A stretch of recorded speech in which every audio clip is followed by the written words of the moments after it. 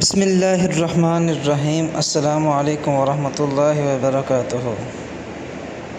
سعودی عرب میں کرونا کے مریضوں کی تعداد میں مسلسل اضافہ دیکھنے میں آ رہا ہے۔ گزشتہ 24 گھنٹوں میں 1266 نئے مریضوں کی تصدیق ہوئی ہے، جن میں سب سے زیادہ مکہ المکرمہ میں 327 نئے مریضوں کی تصدیق ہوئی ہے۔